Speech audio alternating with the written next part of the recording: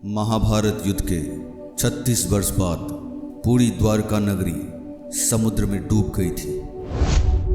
उसी के साथ यदुवंश और भगवान कृष्ण ने भी अपने प्राण त्याग दिए।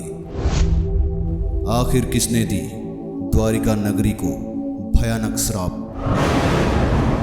और कैसे हुई द्वारिका नगरी की अंत, जानने के लिए हमारे वीडियो को अंत तक जरूर देखें। वीडियो में आगे बढ़ने से पहले आप सबसे एक निवेदन है, अगर आपको हमारा वीडियो अच्छा लगे तो हमारे चैनल को जरूर सब्सक्राइब करिएगा, जिससे हमें और भी अच्छा काम करने की प्रेरणा मिलती है। वैसे तो द्वारिका नगरी के अंत के पीछे दो अलग अलग कथाएं प्रचलित हैं। एक कथा के अनुसार माना जाता है कि द्वारिका नगरी के अंत महारानी गांधारी के श्राप की वजह से हुई। महाभारत युद्ध के पश्चात एक दिन भगवान श्री कृष्ण सांत्वना देने के उद्देश्य महारानी गांधारी के पास पहुंचे। उस समय गांधारी अपने पुत्र वियोग के दुख में अत्यंत व्याकुल थी। जब भगवान कृष्ण गांधारी के पास पहुंचे तो गांधारी अत्यंत क्रोधित हो उठे और उन्हें श्राप दे दिया कि जिस तरह कौरव वंश का नाश हुआ है, उसी तरह एक दिन पूरा यदुवंश भी समाप्त हो जाएगा। एक अन्य कथा के अनुसार भगवान कृष्ण के पुत्र शाम को मिले श्राप को भी द्वारिका नगरी का अंत का असली वजह माना जाता है। इस कथा के अनुसार एक बार जब महर्षि विश्वामित्र, कंव और देवर्षि नारद द्वारका पहुंचे, उसी समय भगवान कृष्ण के पुत्र सांब अपने मित्र के साथ हंसी ठिठोली में व्यस्त थे। जब शांब और उनके मित्र की नज़र इन महान ऋषियों पर पड़ी तो उनके साथ मजाक करने का सोचा। उन युवकों ने शाम को एक महिला के वेश में तैयार किया और महर्षि विश्वामित्र तथा कण्व ऋषि के पास पहुंचकर उनसे बोले, महर्षि, यह एक गर्भवती स्त्री है। आप लोग तो बड़े ज्ञानी हैं, क्या आप लोग यह बता सकते हैं कि इनके गर्भ से क्या उत्पन्न होगा? दोनों ही ऋषि युवकों के इस परिहास से अत्यंत क्रोधित हो उठे और उनको श्राप दे दिया। कृष्ण का यह पुत्र वृष्णि और अंधक वंशी पुरुषों का नाश करने के लिए लोहे से निर्मित मुसल उत्पन्न होगा। उस मुसल के द्वारा तुम और तुम्हारे जैसे क्रूर लोगों के समस्त कुल का भी नाश हो जाएगा।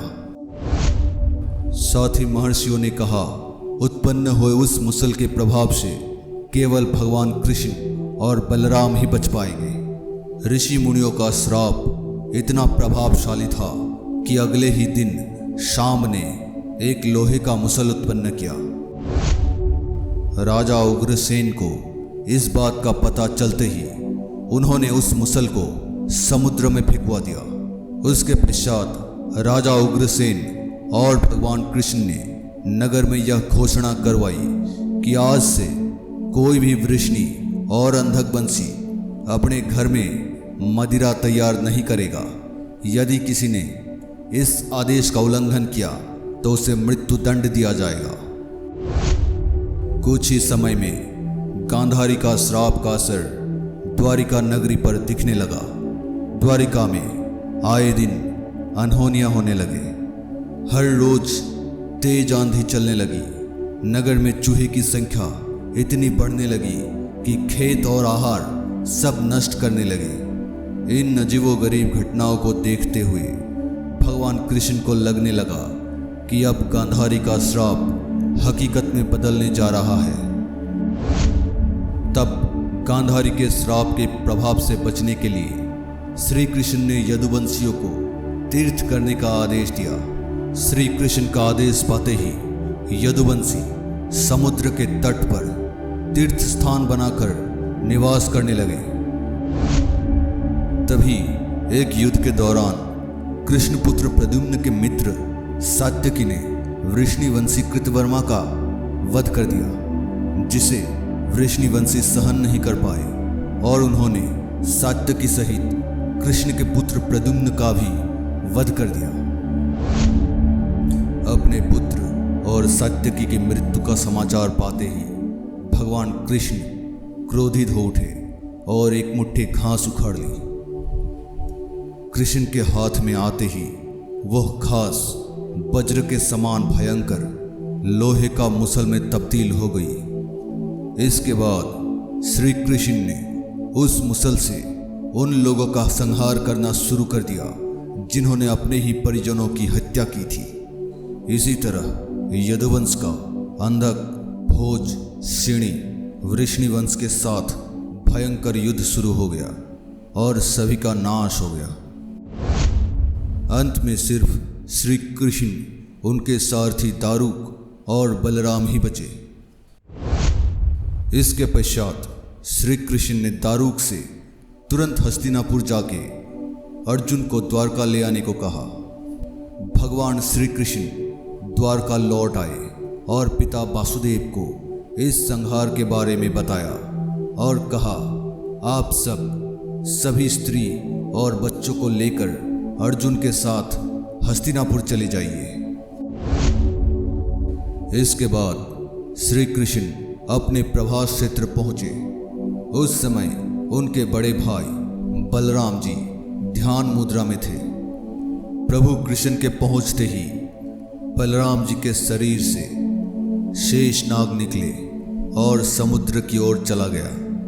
बलराम जी द्वारा देह त्यागने के बाद प्रभु श्री कृष्ण साधना में लीन हो गए और गांधारी द्वारा दिए गए श्राप के बारे में विचार करने लगे। उसी समय जरा नाम का एक शिकारी हिरण का शिकार करने के उद्देश्य वन में घूम रहा था।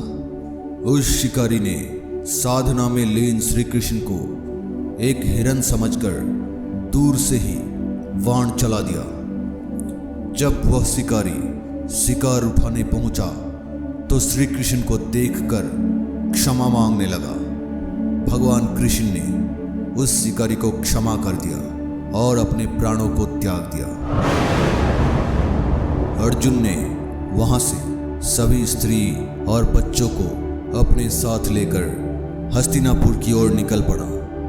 अर्जुन के जाने के कुछ ही देर बाद पूरी द्वारका नगरी धीरे धीरे समुद्र में डूब गया। इसी तरह भगवान कृष्ण की नगरी द्वारका समुद्र के अंदर समा गया।